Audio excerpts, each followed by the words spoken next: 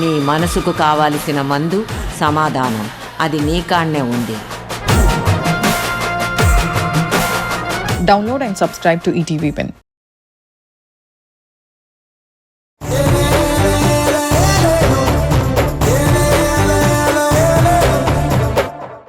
ముందు angry bird ని లోపల దాచేసేయండి. ఇదిగో నేను క్యాజువల్ గానే ఉన్నాను, నువ్వే నా కోపం తెప్పించేలా మాట్లాడుతున్నావు. Sorry sorry sorry.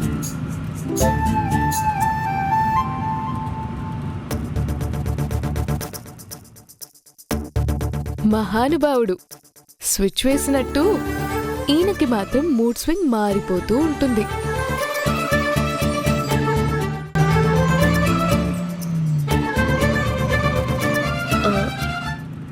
ఒక చిన్న రిక్వెస్ట్. ఏంటి? మా అక్కతో 5 minutes మాట్లాడాలి. ఆన్ ది వే పలకరించి వచ్చేస్తాను. మా అక్క వాళ్ళ ఇంటి దగ్గర ఆపుతారా? మీకు ఇబ్బంది అయితే వద్దు, నన్ను మా అక్క వాళ్ళ ఇంటి దగ్గర దింపేసి వెళ్ళిపోండి. నేను మాట్లాడి ఆటోలో వచ్చేస్తాను.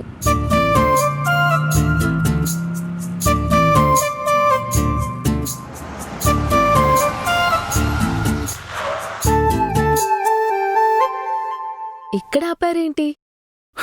అక్కడి నుంచి ఆటోలో ఎందుకు, ఇక్కడే దిగిపో. ఆటో పట్టుకుని మీ అక్క వాళ్ళ ఇంటికి వెళ్ళి 5 నిమిషాలు కాకపోతే అరగంట ఆగి ఆఫీస్కి రా. దిగు.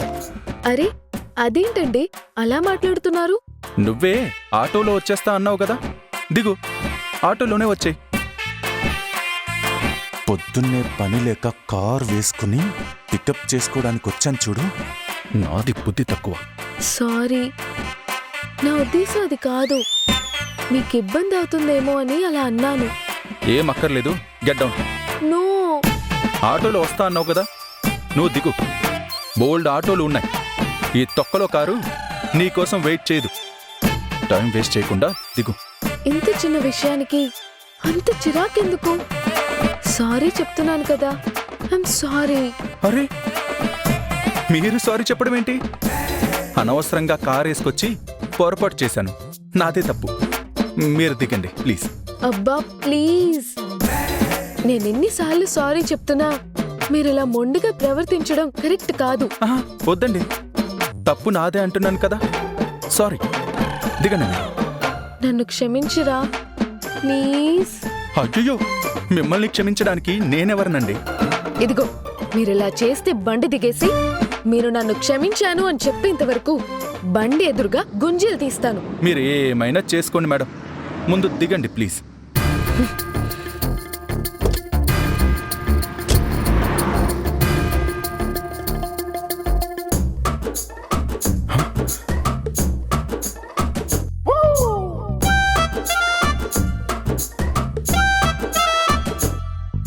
అరే అటు చూడు. ఏయ్ లోపలికి రా, బండెక్కు. నన్ను క్షమించానని చెప్పండి, అప్పుడు వస్తాను. అరే అందరూ చూస్తున్నారు, లోపలికి రా. చూస్తే చూడనివ్వండి, నాకేంటి. మీరు క్షమించానని చెప్పండి, వచ్చి కూర్చుంటాను.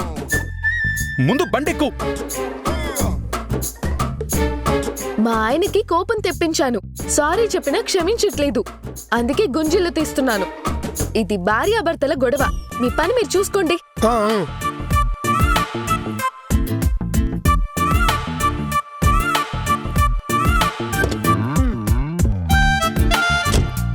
నిన్ను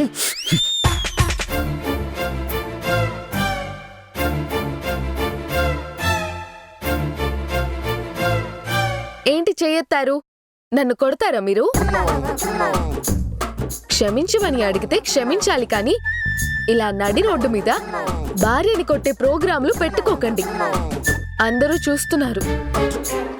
కొట్టడం కాదు, నిన్ను రా చెప్తా.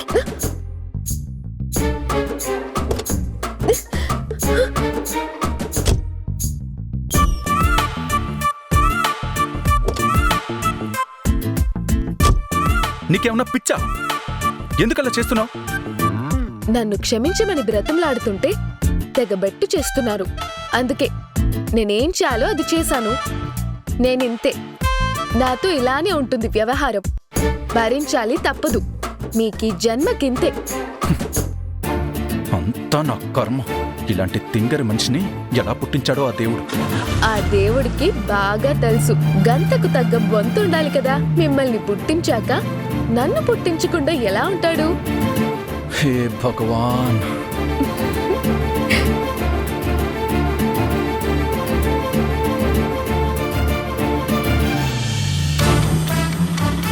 భయ్యా, ఆ కార్ను ఫాలో అవ్వు.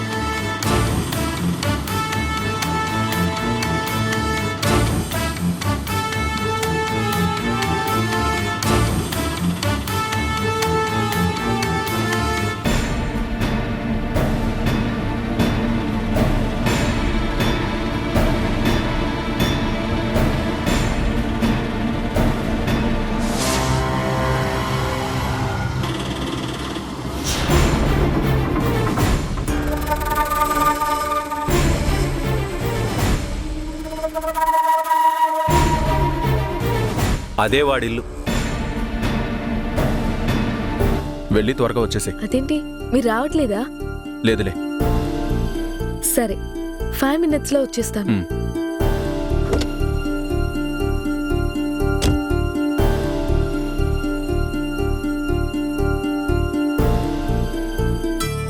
నమస్కారం ఆంటీ. నమస్కారం అమ్మా. నమస్తే మధు గారు. నమస్కారం అండి. అక్కేం చేస్తుంది? లోపలుందమ్మా. అమ్మా ఇందు. మధు గారు మీరు కూర్చోండి. ఇందు.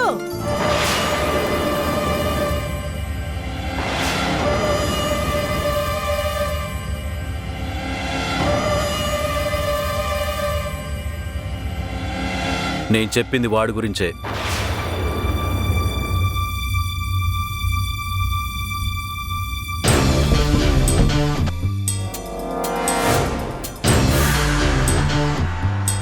Hi bro. పర్లేదే, ధనవంతుల కారు కూడా మా ఇంటి వైపు వచ్చింది.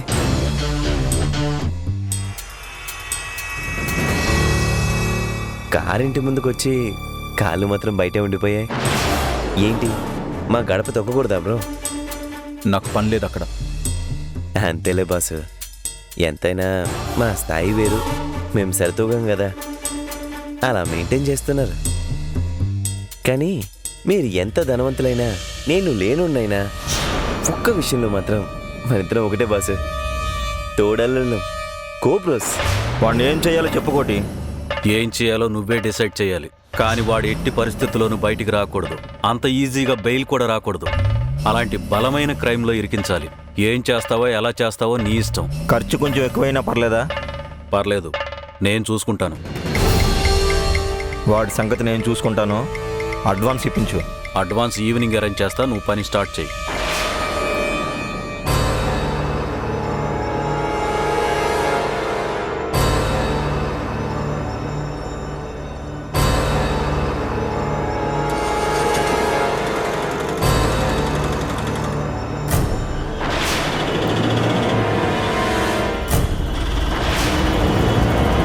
అన్నట్టు బాసు, నాకు డౌటు.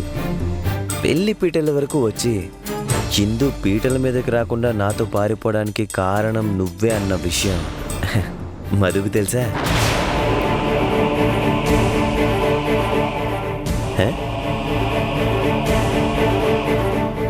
ఏంటి బాసు, తనకి తెలీదా? బాసు, వాళ్ళ అక్క నాతో పారిపోవడానికి, ఆ కుటుంబంలో ఇన్ని గొడవలు జరగడానికి ఒక రకంగా నువ్వే కదా కారణం. ఈ విషయం ఇప్పుడు మధుకు తెలిస్తే ఏంటి నీ పరిస్థితి?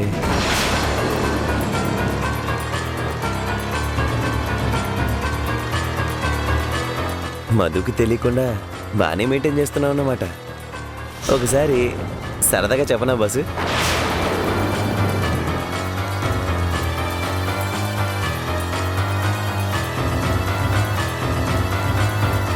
చెప్పు.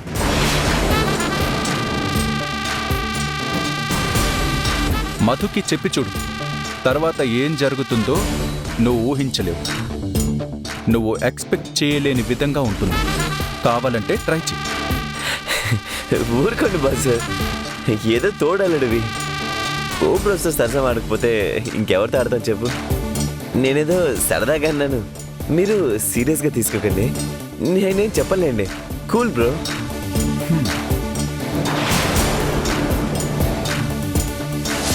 నిన్నింటికి తీసుకొస్తానని నాన్నకు చెప్పానక్క, ఒప్పుకున్నారు. నువ్వు మీ ఆయన మీ అత్తయ్య వాళ్ళతో కలిసి ఇంటికి రండక్కా. నాకు తెలుసు తల్లి, నువ్వెలాగైనా మీ నాన్నగారి మనసు మార్చేస్తావని, ఈ రెండు కుటుంబాల్ని కలుపుతావని నిన్ను చూడగానే అనుకున్నాను. చాలా మంచి మాట చెప్పావు తల్లి. మాకు వియ్యంకులతో కలిసి సఖ్యంగా సంతోషంగా ఉండాలని, నా కొడుక్కి కోడలికి అత్తారింట్లో మర్యాదలు జరిగితే మాకు గౌరవంగా ఉంటుంది కదా తల్లి. ఇంత త్వరగా నువ్వు శుభవార్త చెప్తావనుకోలేదు. దీనికి మంచి రోజు చూసుకుని రావాల్సిన అవసరం లేదు. అసలు మీ నాన్నగారు మీ అక్కను క్షమించి రమ్మనడమే పెద్ద శుభం. రేపే అందరం కలిసి మీ ఇంటికి వస్తాం తల్లి. లేదు మధు, నేను రావట్లేదు. అదేంటక్కా? లేదులే మధు, రావటం కుదరదు. ఏం మాట్లాడుతున్నావు ఇందు? ఎంతో కోపంగా ఉన్న మీ నాన్నకి సర్ది చెప్పి మన రెండు కుటుంబాల్ని ఒక్కటి చేయడానికి మీ చెల్లెలెంతో కష్టపడి మీ నాన్న నొప్పించి శుభవార్త చెప్తుంటే నువ్వు రాను అంటే నీదే తప్పవుతుంది. నువ్వు అహం చూపిస్తున్నట్టుంటుంది. మీ నాన్నతో నీకు పంతమేంటి? మీరు తప్పు చేశారు. ఆయన పెద్ద మనసు చేసుకుని క్షమించడానికి కొంచెం టైం పట్టింది. ఇప్పుడు నువ్వు ఇలా చెయ్యడం కరెక్ట్ కాదిందు. నా కారణాలు నాకున్నాయి, నేను రావడం కుదరదు. ఏంటక్క నీ కారణాలు? నాన్న ఓకే చెప్పినా నువ్వెందుకు రానంటున్నావు? పారిపోయి పెళ్లి చేసుకున్న నేను నాన్న ముందు నిలబడాలంటే నాకు అర్హత ఉండాలి కదా. నువ్వాయన కూతురువమ్మా, అంతకంటే ఇంకేం అర్హత కావాలి? నా బ్రతుకు బాగుండాలి. నాకు సరైన ఉద్యోగం లేదు. మీ అబ్బాయి సంపాదించడం కోసం ఇంకా ఏం ప్లాను చేసుకోవడం లేదు. మీ ఆయన ఏం చేస్తున్నారు, నువ్వేం పని చేస్తున్నావు, నీ బతుకుదెరువు ఏంటి అని మా నాన్న అడిగితే నేనేం సమాధానం చెప్పాలి? నేను బాగుపడిన రోజున, నా బతుకు బాగుందని మా నాన్న నమ్మిన రోజున నేనే వెళ్ళి మా నాన్న ముందు నిలబడతాను. మీ నాన్న ఇవన్నీ అడుగుతారని నువ్వెందుకు అనుకుంటున్నావిందు? మా నాన్న మనసులో నా మీద ఎలాంటి కోపం లేకుంటే, నన్ను మనస్ఫూర్తిగా క్షమించి ఉంటే మా నాన్న నుంచే నాకు పిలిపొచ్చి ఉండేది, ఇంటికి రా తల్లి అని. మా నాన్న రాలేదు. మా నాన్న తరపున మా చెల్లి వచ్చి పిలుస్తుంది. నిజం చెప్పు మధు, నాన్న మనస్ఫూర్తిగా నన్ను క్షమించి నేనింటికి రావడానికి ఒప్పుకున్నారా? నువ్వు రావడానికి నాన్న అభ్యంతరం పెట్టలేదక్కా. ఆయన మీకోసం చెప్పిన మాట, నన్ను క్షమించి నా కోసం చెప్పిన మాట కాదు. నాన్న మనసు మారి క్షమించిన రోజునే వస్తాను. అప్పుడు కూడా నేను గౌరవంగా బతకడానికి కావాల్సిన బతుకు తెరువు చూసుకున్న తర్వాత, నేను బాగున్నాను అని నాకు అనిపించిన తర్వాతే వస్తాను. అప్పటి వరకు దయచేసి నన్ను ఇబ్బంది పెట్టకండి. ఏంటక్కా నువ్వు? ముందు అందరం కలిసిపోతే మిగిలినవన్నీ అవే సర్దుకుంటాయి. అది నాకిష్టం లేదు. నేను మా ఆయన మా కాళ్ల మీద మేము నిలబడి ఏ లోటు లేకుండా మేము గౌరవంగా బతుకుతున్నామని అనిపించిన తర్వాతే నాన్న ముందు నిలబడతాం. నేను సరైన జీవితాన్ని ఎంచుకోలేదు అని నాన్న మనసులో ఉంటే అది ఇంకా నరకం. నా బాధ నీకు అర్థమవుతుందనుకుంటున్నాను మధు.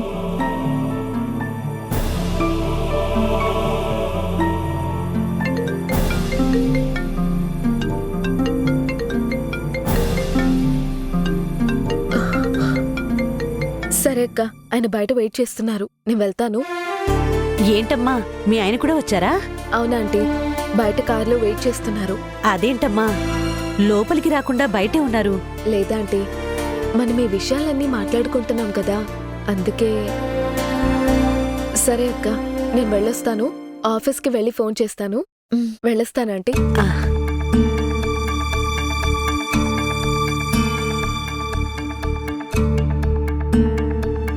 వెళ్ళొస్తానండి. ఓకే మధు గారు.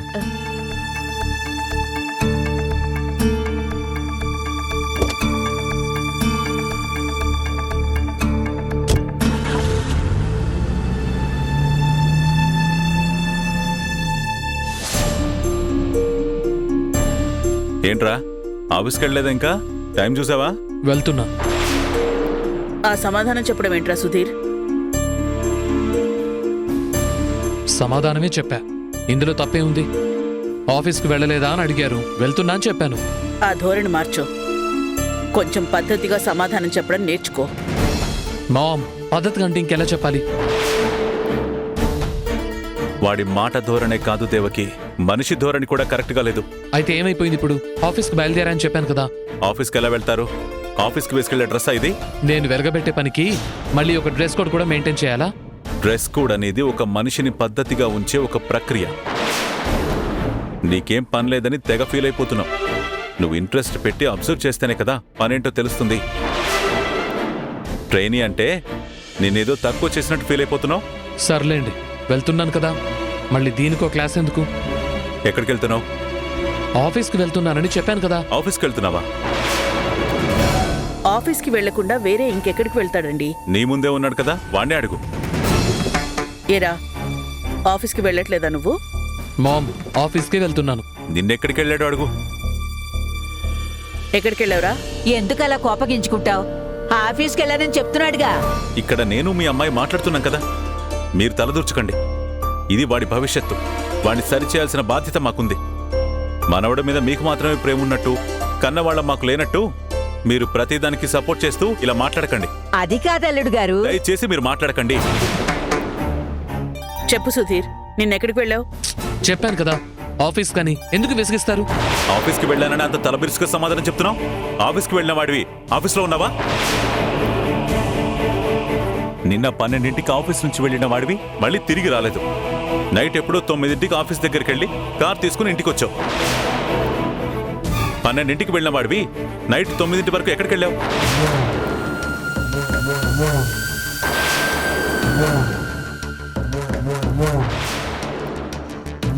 అడుగుతుంటే సమాధానం చెప్పకుండా నిల్చుంటావేంట్రా? మీ నాన్నగారు చెప్పింది నిజమేనా? నిజమే. ఎక్కడికి వెళ్ళావు? ఎక్కడికో వెళ్ళాను మామ్. ఏంటి ఇప్పుడు? ఎక్కడికి వెళ్ళాడో చెప్పలేకపోతున్నాడంటే వాడేదో తప్పు చేస్తున్నట్టే కదా దేవకి. ఎక్కడికి వెళ్ళావో చెప్తావా లేదా? ఫ్రెండ్తో బయటకు వెళ్ళాను. ఆఫీస్ నుంచి ఫ్రెండ్స్తో బయటకు వెళ్ళావేంట్రా? ఫ్రెండ్ అంటే రెగ్యులర్ ఫ్రెండ్ కాదు, ఆ మూర్తి కూతురు గీతతో వెళ్ళాడు.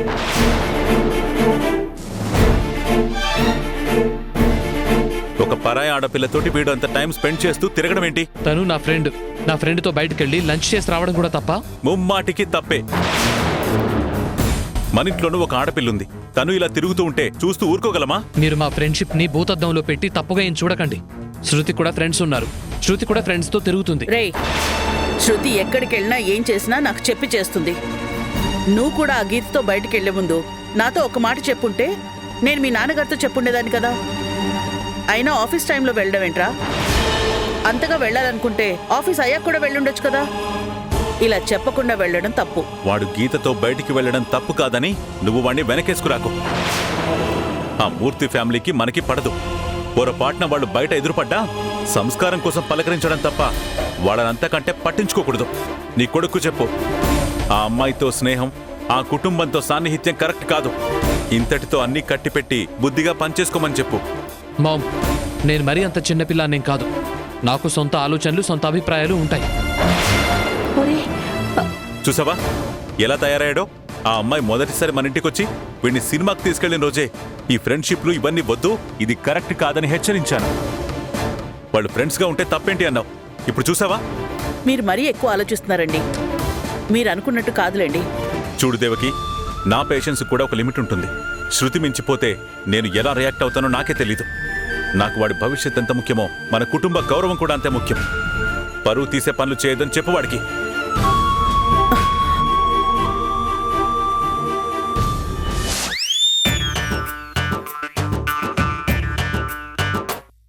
నార్మల్గా మనం లేటెస్ట్ మాత్రం బాస్ నానా తిట్లు తిడతారు. కానీ ఈరోజు బాసు నన్ను పిక్ చేసుకోకపోగా ఇంకా ఆఫీస్కి రాలేదు.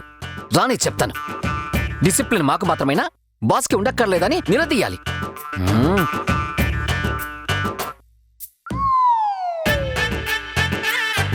ఈలోపు మ్యాట్రిమనీలో మన ప్రొఫైల్కి ఎంతమంది రెస్పాండ్ అయ్యారో చూద్దాం. ఏదో ఒకటి ఓకే చేసేయాలి.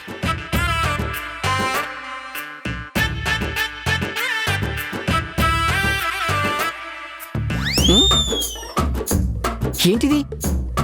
ఒక్కరు కూడా మనకు రెస్పాండ్ అవ్వట్లేదు. అసలు ఎవరు మన ప్రొఫైల్ కూడా చూసిన పాపన పోలేదు. ఇది మరీ దారుణం.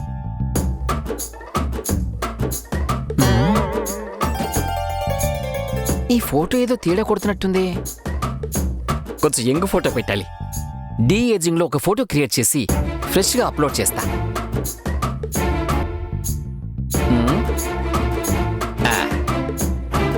ఇమీడియట్ గా ఇంటర్మీడియట్ చదివే రూతర్ని దింపుతా. అబ్బబ్బబ్బబ్బ, ఏమున్నావురా, తెగ ముద్ద చేస్తున్నావురా.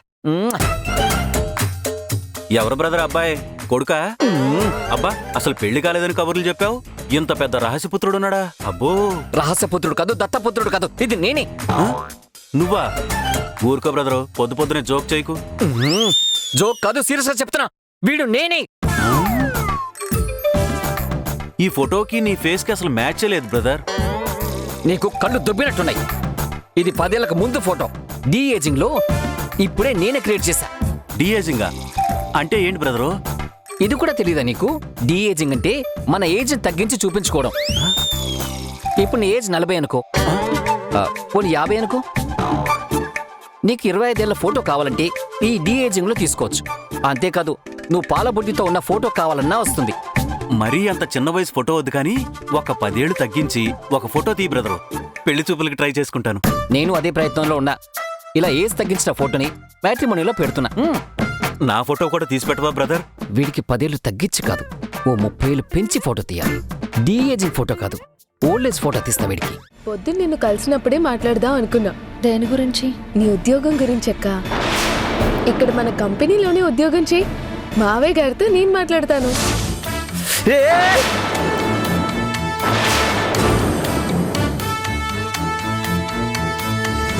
మధు గారు వాళ్ళ అక్కని మళ్ళీ ఇక్కడే పనిచేయమని చెప్తున్నారు. తొలిరేయి కార్యానికి మనల్ని ముహూర్తం పెట్టించేయండి అంటున్నాడు. సిద్ధాంతి గారిని కలిసి ముహూర్తం పెట్టించేయమంటున్నాడు. త్వరగా ఏ ముహూర్తం ఉంటే ఆ ముహూర్తం పెట్టించేసే.